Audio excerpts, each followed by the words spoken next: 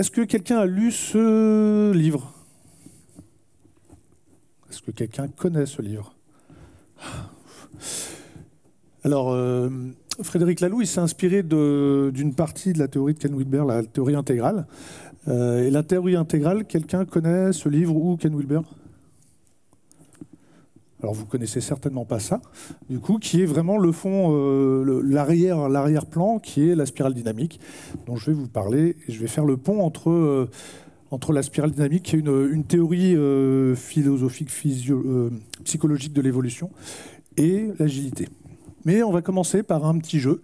Alors pour essayer de l'expliquer un petit peu, et puis surtout moi pour accompagner mes clients, j'ai créé un petit jeu de cartes qui s'appuie sur la spirale dynamique, vous allez voir comment, et puis qui s'appuie aussi sur un autre outil de coaching qui s'appelle alors soit la pyramide de Diels, soit les domaines de conscience de Bateson. Et j'utilise deux des domaines de conscience, qui sont les valeurs et l'identité. Donc c'est pour ça que je vais vous demander de venir un peu plus près. En tout cas, je vais essayer de vous distribuer des cartes. Alors, soit je les jette, mais ça va être un peu compliqué. Quelqu'un veut m'aider à les distribuer?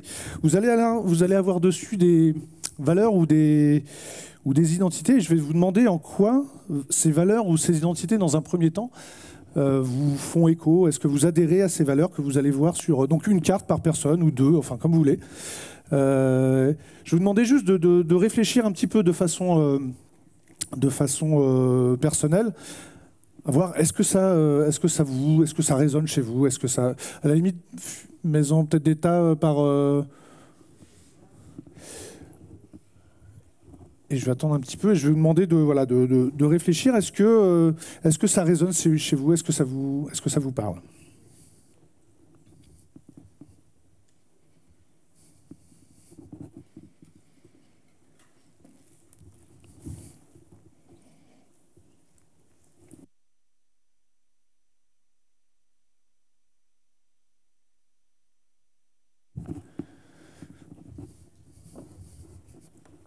Ok, tout le monde a une carte?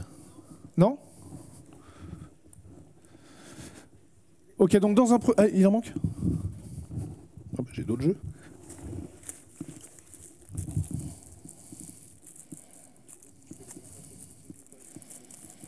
Il faut que je trouve les bons.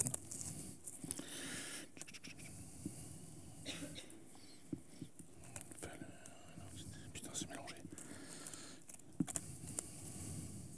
Ouais, celui-là, on a... une ou deux, peu importe. Une ou deux, peu importe. J'aurais dû prévoir différemment. Là-bas, il en manque.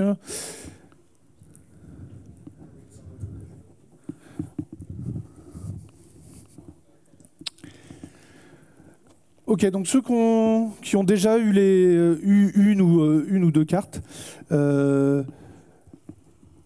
une fois que vous avez fait un peu ce point-là sur est-ce que j'adhère ou pas, est-ce que je suis un entrepreneur dans l'âme, est-ce que une de mes valeurs, hein, la valeur c'est en quoi, qu'est-ce qui me motive au quotidien, qu'est-ce qui fait que je vais me lever le matin, par exemple, est-ce que c'est la confiance? Vous en avez d'autres et vous allez voir que chaque couleur a des identités et des valeurs différentes. Une fois que vous avez fait ça, posez-vous la question, comment est-ce que je la mets en place? Si j'adhère ou j'adhère pas, d'ailleurs, à l'inverse, si j'adhère pas, est-ce que je mets en place quelque chose à l'inverse de ce truc-là? Une fois que vous l'avez fait tout seul, je vous propose d'échanger avec votre voisin. 2 minutes. Mettez-vous debout, n'hésitez pas. Hein, on va essayer de faire vivre un peu la session. Échangez entre vous. Est-ce que cette valeur, est-ce que cette identité, est-ce que je me ressens comme... il en manque ici aussi. Ok, puis ceux qui sont tout seuls, du coup, vous allez devoir faire un pas vers l'autre.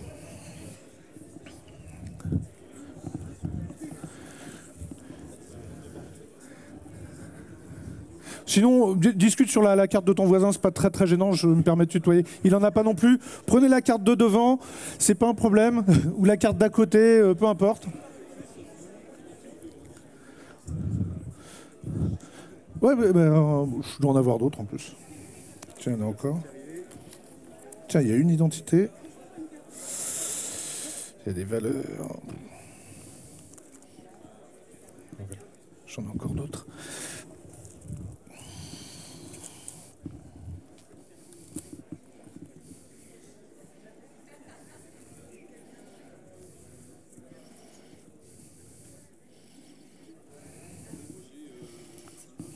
C'est moi.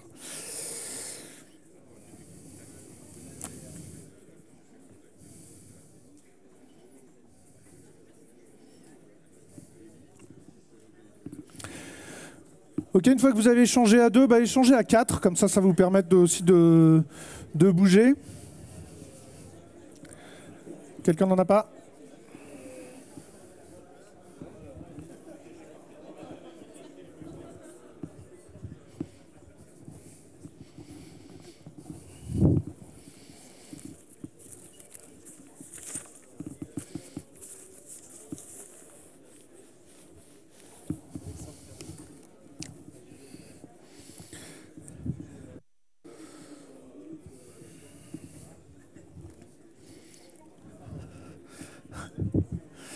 Ah, on choisit pas.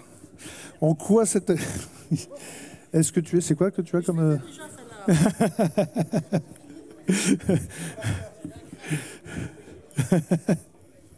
Mec est sympa, il paraît. Ok, est-ce que vous avez donc pu échanger à 2, à 4 sur ce concept-là, soit cette identité, soit cette valeur et si vous avez des choses à échanger, n'hésitez pas. Si vous avez des petites... Hop là. Je peux vraiment jeter ça? Oh, c'est top. Qui veut... Ah, il a levé la main, tant pis pour lui. Non, c'est pas moi. Est-ce que quelqu'un souhaite échanger sur un petit groupe, sur les conclusions que vous avez pu donner à cette valeur ou cette identité? Est-ce que vous vous reconnaissez dedans? Et en quoi est-ce que cette identité, cette valeur, vous pensez... pense vous faire de vous quelqu'un de plus agile, ou en tout cas, est-ce que vous l'utilisez au quotidien? Quelqu'un veut témoigner? J'ai juste envie de jeter le truc. Hein, Ouais. Ah, merci. Alors moi, j'avais... Tu m'entends? Faut parler là-dedans. Ah ouais, c'est génial. C'est génial, ce truc. Donc moi j'avais la valeur, c'est important, la littérature de référence. Et donc ce qu'on a partagé avec Julie, Céline, pardon, voilà, ma nouvelle voisine, c'est que c'est important, c'est peut-être trop fort. Par contre c'est inspirant et on a besoin d'aller piocher des choses dedans, mais que tous les deux on a aussi notre intuition en fait qui fait que on peut s'alimenter de ces choses-là, mais c'est pas suffisant. Ah oui, il faut le récupérer aussi. Oh, dans la tête. Ne bougez pas. Il restera là, il n'y a plus personne. Ok, en fait, pourquoi c'est important les valeurs? Parce que ça permet de se comprendre d'une part. Et en fait, il y a un lien direct entre ce que j'ai envie de faire, mes valeurs, ce qui me motive au quotidien, et la façon dont j'agis au quotidien. Et ça permet aussi de s'aligner, de comprendre les autres, comment est-ce que fonctionnent les autres par rapport au travers du prisme de cette lecture des valeurs. Et surtout, chaque valeur ayant aussi un lien avec une force fondamentale, ça permet aussi de comprendre les complémentarités qu'on peut mettre dans une équipe. Donc finalement, l'idée de valeur, c'est vraiment quelque chose qui est vraiment primordial. Et dans la spirale dynamique, on va essayer de chercher à comprendre nos valeurs profondes. On a 3 typologies de valeurs. La première, c'est les valeurs de surface. C'est celle que je vais donner aux gens. Ok, je suis là. On parle d'agilité, donc je suis agile. C'est la valeur que je vais donner. Et puis, je vais avoir des valeurs un peu potentiellement cachées. Finalement, je suis peut-être là pour des raisons peut-être plus manichéennes que le partage qu'on est censé faire en tant qu'orateur d'un Agile Tour.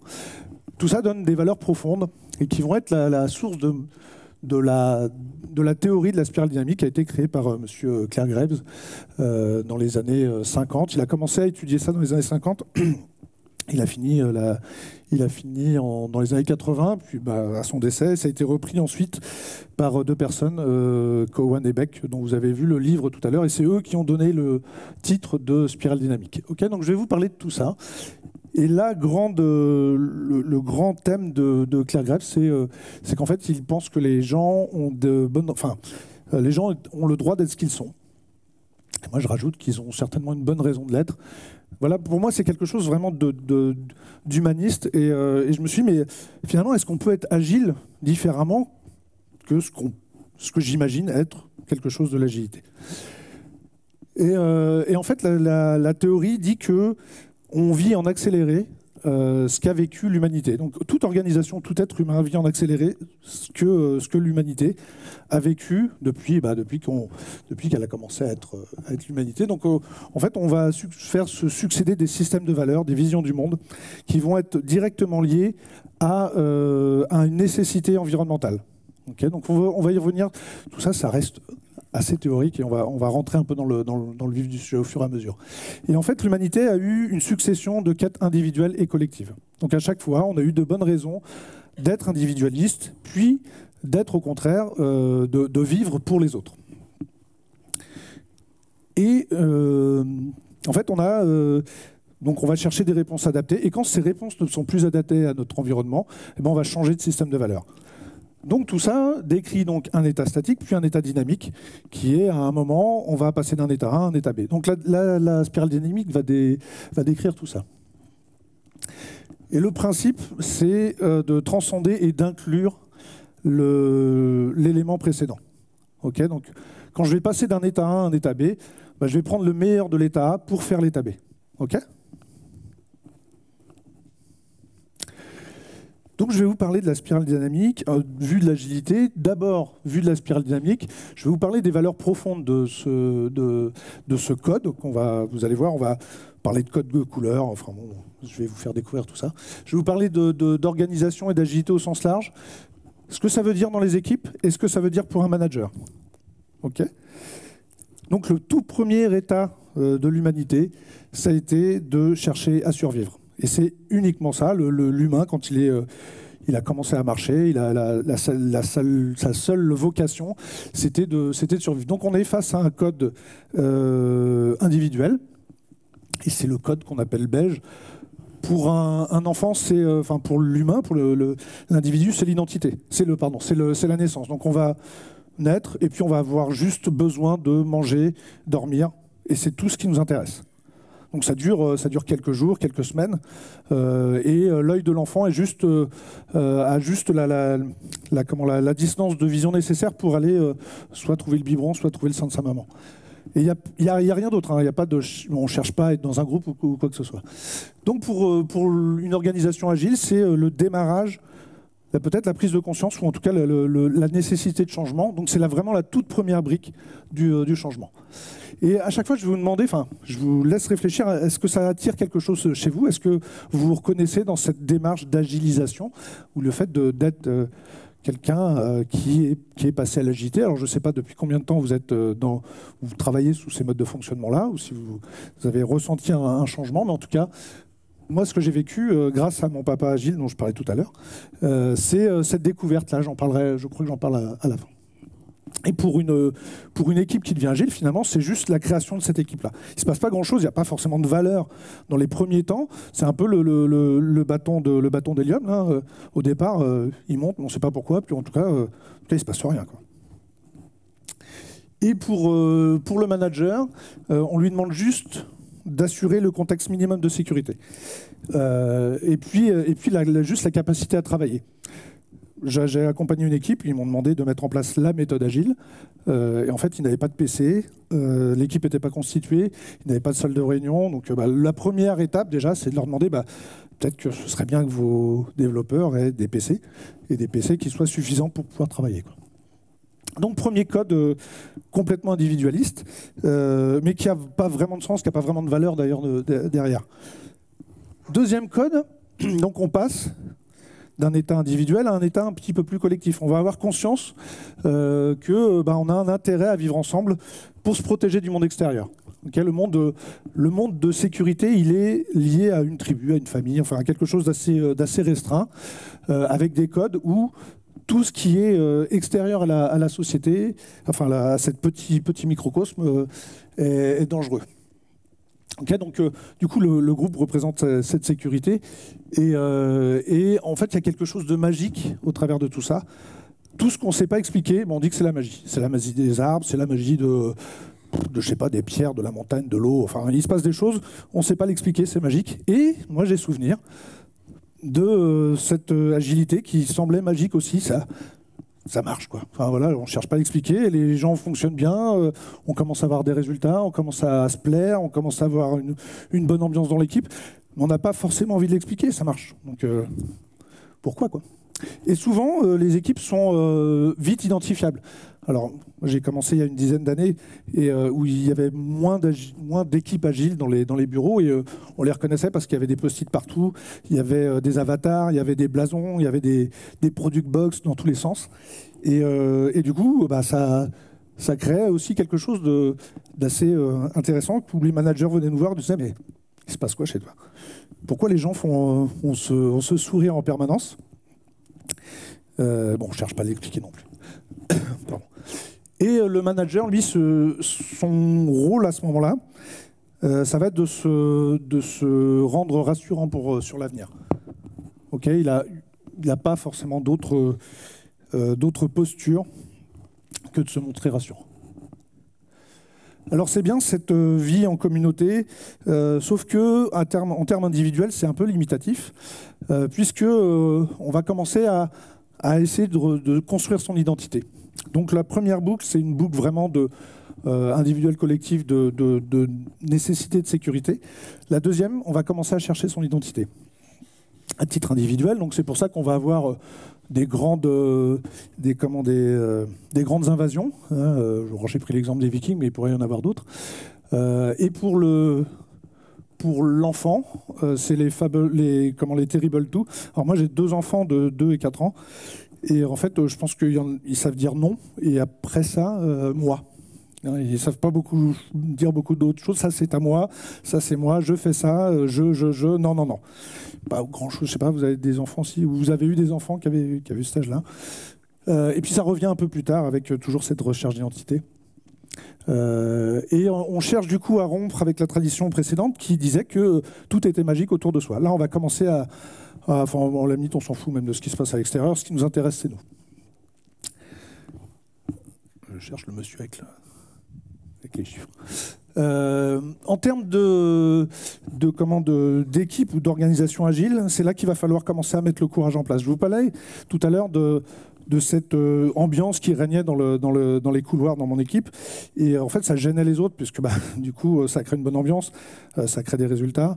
Et puis du coup, ça met peut-être ça déstabilise certains managers qui, eux, ne sont pas encore rentrés dans cette dynamique-là. Et là, moi, je me souviens avoir dû me battre contre certains de mes collègues, certains managers, pour essayer de maintenir cette agilité-là en place. En tout cas, l'équipe va devoir mettre en place des mécaniques de force pour maintenir cette identité agile. Je suis agile, je souhaite le rester. En tout cas, je fais en sorte d'avoir des mécaniques. Et du coup, le manager, c'est des managers qui vont se montrer assez combatifs et qui vont être surtout très attachés au respect de ce qu'ils sont eux en tant que managers. Ok. Suite à ce déploiement de l'identité individuelle, ça va poser des problèmes au groupe, puisque le plus fort mange le plus faible, entre guillemets, et les plus faibles vont avoir une envie, c'est pas de se rebeller, puisqu'ils peuvent pas, ils n'ont pas la force nécessaire, mais du coup, ils vont se remettre ensemble, et tout ce qui était tout à l'heure magique autour à l'extérieur du groupe, là, devient explicable, mais par quelque chose qui n'est pas remis en cause. C'est ce qu'on appelle la vérité ultime. C'est pour ça qu'il y a les 3 grandes religions monothéistes. C'est à ce moment-là qu'elles sont arrivées. Elles sont arrivées à des moments où l'étouffement des grandes invasions, on s'est dit, tiens, il va falloir remettre de l'ordre dans tout ça, il va falloir regérer. Et puis, en gérant, on va mettre de l'ordre et des règles. Et ces règles, elles sont simples. C'est si tu fais quelque chose de moche maintenant, il t'arrivera quelque chose de moche maintenant, il t'arrivera quelque chose de moche plus tard. Donc, t'as pas les 12 vierges, t'atteins pas le paradis, etc., etc. Mais on retrouve la même chose dans les grandes administrations, dans les grandes entreprises. Tu payes pas tes impôts, tu vas en prison. Tu respectes pas le code, t'es viré, etc. C'est le bien contre le mal. Pardon, dans le sens. Donc, c'est le domaine de l'ordre et de la morale. Et alors, il n'y a pas forcément d'âge, mais en tout cas, il y a à l'issue de à titre individuel, à l'issue de cette recherche identitaire, on va chercher une identité au travers de la famille souvent. Et puis quand la famille ne suffit pas, on va chercher une identité au-delà. Et c'est là que vraiment l'appartenance à un groupe commence à faire sens. Donc on est vraiment dans le bien contre le mal. On va avoir du coup des organisations très conformistes. C'est souvent là qu'on va voir des grosses entreprises, nos grosses entreprises en France notamment, où toutes les règles sont importantes, les process sont importants. Et du coup, ben, dans l'agilité, il y a des règles aussi. Hein. Enfin, on en voit. En Scrum, il y a des rôles à tenir. Il y a des cérémonies à fêter tout le temps. Donc tout ça, ça reste quelque chose de simple à suivre au final. Je fais du Scrum, j'applique tout Scrum, donc je suis agile, donc tout va bien. Par contre, si je ne fais pas quelque chose dans Scrum, bah, du coup je suis pas agile, donc c'est pas bien. Et c'est là qu'on voit les jugements de valeur. Enfin, moi j'en vois tout le temps sur les réseaux sociaux. Il fait ça, donc c'est pas bien. Mais pour autant, voilà, ça reste quelque part l'agilité qui est nécessaire à l'équipe. Ou aux managers, puisque là, du coup, ça va être des managers qui vont être dans un système paternaliste et qui vont chercher vraiment à être exemplaires. C'est le même film, d'ailleurs. Donc, on est vraiment sur un code, là, cette fois collectif, avec une recherche de mise en place des méthodes, de mise en place des process. Et c'est là où on va avoir cette mécanique de bâton-carotte. Mais ça, c'est pareil, ça ne suffit pas à l'épanouissement personnel, vu qu'on est dans un groupe. Okay, donc du coup, on va chercher à développer quelque chose de plus rationnel en termes individuels. Et on va chercher à se développer à titre personnel. C'est globalement, si je schématise, hein, tout ça, c'est, je schématise hein, les enfants, l'adolescence, etc. C'est clairement la crise de la quarantaine. Je veux des choses pour moi, uniquement pour moi, je veux me faire plaisir. Autant Rouge va chercher potentiellement même à faire du mal à l'autre pour exister, autant Orange, lui, il ne cherche pas à faire du mal. Bon, il y a des dommages collatéraux, hein, souvent il en fait, mais en tout cas, ce n'est pas son but premier. Il va essayer de vivre pour lui. Et donc, c'est là qu'on va, du fait de vouloir vivre pour soi, on va commencer à chercher à expliquer un peu plus de façon beaucoup plus rationnelle et de façon à ce que ça ne soit pas contrarié les choses. Et c'est là qu'arrive... la science au sens large, donc vous imaginez ce que ça peut donner dans l'humanité.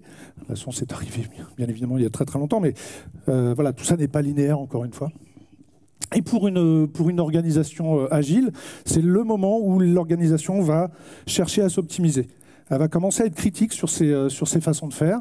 Elle va chercher à innover, vraiment chercher à mettre en place des outils opérationnels qui fonctionnent le mieux et qui sont de plus en plus adaptés pour eux. C'est là qu'on commence à mettre en place le droit à l'erreur aussi. Avant, vu qu'on respecte, soit on respecte les règles, soit on ne les respecte pas. Donc le droit à l'erreur est un peu moins présent. Là, il commence à arriver. Et du coup, le manager, lui, il va chercher à investir. Il est investi en tant que manager et puis il va chercher à investir dans l'équipe. Bah, c'est pareil, ça. Le côté très individuel, c'est bien. Sauf que ça ne suffit pas. En tout cas, ça fait du mal aux gens au sens large, des gens qui veulent en tout cas vivre dans des communautés ou en tout cas vivre en harmonie avec son environnement.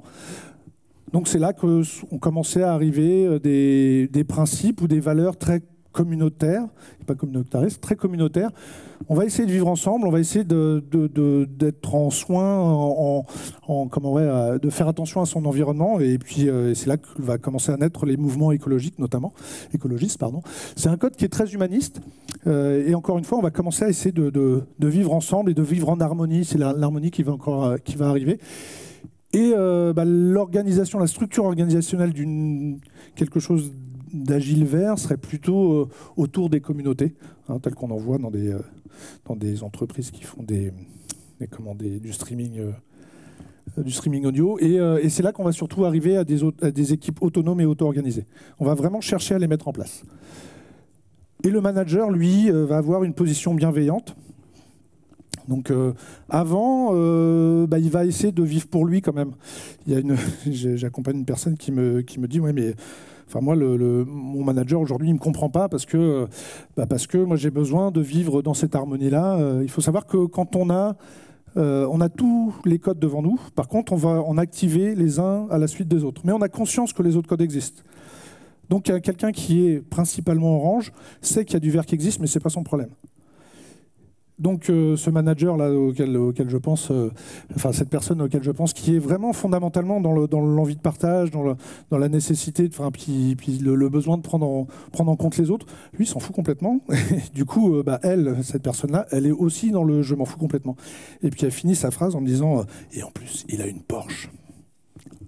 Et voilà, après il suffit, alors je vous en reparlerai après, mais du coup c'est utile juste d'expliquer ce principe de spirale et d'accumulation de couches. Okay, donc on est bien dans un système où on vit les choses les unes après les autres et on va chercher à inclure et transcender ce qui se passait avant. À mon sens, on commence tout juste à parler d'agilité. Okay. On va parler d'agilité des règles, c'est-à-dire les principes, et on y revient. Hein. Il y a beaucoup de normatifs qui reviennent avec des termes d'agilité à l'échelle, où il y a des réunions de 2 jours qui sont bien planifiées, mais qu'on ne remet pas en cause, enfin a priori, de ce que j'en ai vu. On va passer après à des agilités où on va chercher à délivrer le plus rapidement possible, à faire en sorte que l'outil opérationnel soit productif. Et le sens profond, c'est pas le bien-être des salariés, hein, c'est qu'on fasse de l'argent au bout du compte. C'est louable dans un système qui regarde cette problématique-là. On cherche à faire de l'argent, C'est pas un problème, mais on cherche pas à faire autre chose. C'est pas un souci en soi. En tout cas, dans leur vision du monde, elle est mercantile, donc on fait de l'argent. Et là, on va chercher à avoir des choses un peu plus collaboratives, un peu plus collaboratives. Alors ça, la toute première boucle des 6 étapes, individuelle et collective, elle est une recherche de réponse à une problématique. Je vais avoir des problématiques de sécurité, je vais chercher à me rendre en sécurité tout seul et en groupe. Je vais avoir des problématiques d'identité, je vais chercher à développer mon identité tout seul et en groupe. Et je vais chercher à être rationnel et à vivre ensemble tout seul et en groupe. La suite est un peu différente et on passe dans un domaine un peu plus systémique et de pensée complexe. Autant on est dans un état de l'être, enfin du moi, dans les premières boucles, autant dans la deuxième boucle, on commence à rentrer dans un état de l'être. Donc en fait, on ne fait qu'y passer. Donc on n'est pas dans un code, on n'est pas un code jaune, on n'incarne pas un code jaune, on n'y est que de temps en temps. Donc ça reste, du coup, parfois je ne rentre pas dans ce détail-là parce qu'il commence à être un peu... Même moi, des fois, j'ai un peu de mal à rentrer vraiment dedans. Donc là, c'est la deuxième boucle, premier état individuel. Je vais chercher à avoir cette conscience systémique de mon impact personnel sur l'ensemble. Et surtout, du coup, je vais commencer à m'apercevoir que tout ce qui se passe derrière a un sens. Je suis dans un code bleu pour des raisons bien précises. Je suis dans un code orange dont je vous parlais tout à l'heure pour des raisons bien précises.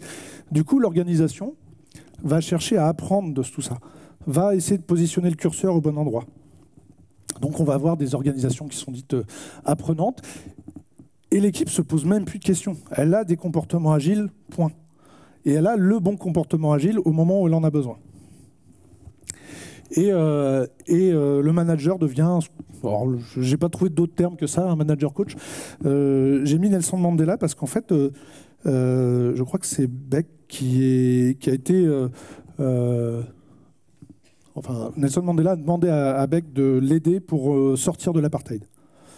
Et donc, ils ont eu tous les deux une analyse systémique de la société africaine, sud-africaine, et ils se sont aperçus qu'on ne parlait pas aux afrikaners comme on parlait à certaines tribus un peu plus reculées, et notamment des codes très violets où on n'allait pas parler aux individus, mais aux chefs, puisque de toute façon, la circulation de l'information se passerait par le chef. Donc ça ne sert à rien d'essayer de dire aux gens « prenez votre destin en main », puisque de toute façon, ils ne le feront pas. Okay, donc voilà, c'est un peu l'idée de l'usage de la spirale dynamique qui a été faite par Nelson Mandela. Et du coup, c'est intéressant de voir comment sont les managers dans nos entreprises. Okay, donc si je récapitule, on a une recherche de survie au départ, et puis on va juste essayer de mettre en place le nécessaire pour commencer à travailler. Là, je me projette dans ce que j'ai appelé la spirale agile, mais en fait, c'est juste mon thème de mémoire quand j'ai passé mon Master 2. Donc en fait, il fallait que je lui trouve un nom, j'ai appelé ça spirale agile. Donc là, on va chercher à essayer de travailler en équipe. On ne parle même pas d'agilité à ce moment-là. Ensuite, on va commencer à travailler sur les valeurs. On va travailler sur les valeurs du manifeste, par exemple. Et puis on va essayer d'avoir un manager qui, lui, s'il a cette position de manager allant vers l'agilité, d'avoir une posture d'assurance sur l'avenir, de confiance sur l'avenir. Puis à un moment, on va passer par cette nécessité d'imposer l'agilité, puisqu'elle va certainement être attaquée de toutes parts. Et j'aime bien mettre la gamification en place, parce que pour beaucoup, on joue avec des Lego. Moi, j'aime bien voir les gens les mettre un petit peu en compétition. Des fois, c'est assez marrant. Et en fait, on s'aperçoit que on va appeler notre rouge à nous, et puis forcément, on va jouer. Qui n'a pas fait de formation Lego? Et puis, quand il y a la pause, il y en a toujours un qui reste, et puis il empile des trucs. Et le jeu est fini. Oui, mais j'empile des trucs. Bien. Là, du coup, le manager, lui, va être en nécessité d'apporter la force qui va permettre d'aider l'équipe. Alors, j'ai ce souvenir de discussion avec Pablo Perno qui me disait, lui, il aime bien aussi la spirale. Et il était tombé sur un Scrum Master qui était plutôt justement très combatif, mais du coup, il était combatif et plutôt combatif dans l'équipe. Donc, très dur. Et en fait, il lui a demandé s'il ne pouvait pas mettre cette capacité à être fort, non pas au détriment de l'équipe, mais plutôt en combat vers le reste de la structure qui n'était pas forcément dans la nécessité d'agilité. Donc ça peut être aussi un levier. Donc on va chercher ensuite à respecter les règles et le processus. Et souvent, moi je me rappelle dans ma démarche d'agilité, à un moment, tout ce qui sortait du manifeste agile, c'était pas agile. Donc je me référais systématiquement au manifeste. Le manifeste, souvent, en plus, on le lit comme étant la Bible de l'agilité. La Bible de l'agilité, c'est si tu n'adhères pas à ce qui est écrit dans la Bible, alors il t'arrivera un truc. T'adhères pas, t'es pas agile. En plus, c'est un jugement de valeur. Donc on est très clairement dans le code bleu. C'est juste intéressant de savoir où est-ce qu'on est pour comprendre un petit peu l'autre et faire un pas vers lui. C'est ce que j'ai essayé de vous montrer tout au début. Pardon, Orange, donc on va chercher à optimiser la performance, vraiment, et puis d'avoir quelque chose, des outils de mesure, des KPI qui vont nous montrer que l'agilité est utile. Et moi, j'accompagne une équipe aujourd'hui, et un des managers m'a dit aujourd'hui, l'agilité n'est pas rentable. Voilà. Lui, il est là, il va falloir qu'on trouve des solutions. Ensuite, l'agilité autonome, responsable, et puis cette notion d'auto-organisation. Et enfin, cette agilité globale, plus systémique. Alors, il y a une 8e boucle à la spirale dynamique que je ne comprends pas, en fait. Enfin, en tout cas, je ne la comprends pas en termes d'agilité. C'est une agilité qui est plus holistique. Enfin, en tout cas, la boucle turquoise est plus holistique. J'arrive pas à en faire un lien avec l'agilité, et puis surtout moi j'ai du mal à vraiment l'intégrer, à la comprendre. Et à titre d'exemple, à la fin de sa vie, Claire Graves avait dit qu'il avait rencontré 6 personnes qui avaient atteint ce niveau. Donc je suis né un petit peu après, mais je pense pas y être encore. Juste un petit peu après. Bon, enfin, en tout cas, c'est une grille de lecture. Okay, c'est absolument pas une façon de mettre les gens dans des boîtes, et surtout pas. On va s'appuyer sur un système de valeurs précis à un moment donné pour des raisons précises. Okay, je ne suis pas rouge en permanence. La personne, Marie-Laure, tout à l'heure, son esprit de compétition est quelque chose d'ultra rouge, quoi. Mais elle n'est pas rouge en permanence. La preuve, c'est qu'elle nous a montré aussi qu'elle pouvait utiliser ce niveau de compétition a posteriori, en compréhension, en réflexion, sur d'autres choses. Donc on va incarner un code à un moment précis, à une raison précise, pour une raison précise. Exemple, des DSI de grosses boîtes qui ont une nécessité aujourd'hui de mettre de l'agilité à l'échelle, ils ont une raison de le faire, ils ont une bonne raison de le faire. Ils s'appuient sur des règles. Les grosses boîtes, elles sont extrêmement processées. C'est certainement normal puisqu'on vit ils travaillent dans des gros écosystèmes. Donc eux, leur système de valeurs, leur valeur de référence, c'est l'ordre, le respect, le process, etc. Donc ils mettent des choses qui sont plus processées en place. Et dans leur vision du monde à eux, c'est normal. Donc il n'y a pas à chercher à juger. Ça marche pour eux dans leur écosystème à eux. Donc c'est vraiment que j'essaie de moi en tout cas de comprendre, et puis ça permet de faire un pas vers l'autre. N'oubliez pas, les gens ont le droit d'être ce qu'ils sont, et ils ont certainement des bonnes raisons de le faire. Donc à quoi ça sert tout ça ? Alors moi j'ai mis en place une rétrospective systémique où j'ai essayé d'utiliser tous les codes les uns après les autres. Je les ai mis en situation d'incarner le besoin de sécurité, d'incarner le besoin d'identité. Donc j'aurais fait jouer avec des Legos, se battre avec des Legos. Je leur ai mis en place, enfin je les ai aidés à se mettre en place dans un système de jugement de valeur, puisque le bleu, est, encore une fois, attire la morale et l'ordre. Donc le jugement de valeur.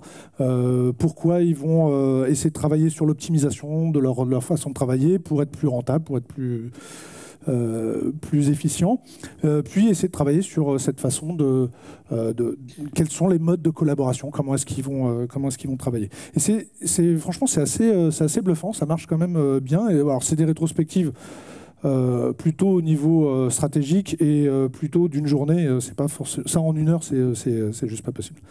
Donc en tout cas pour des niveaux un peu plus organisationnels, c'est quand même c'est plutôt utile.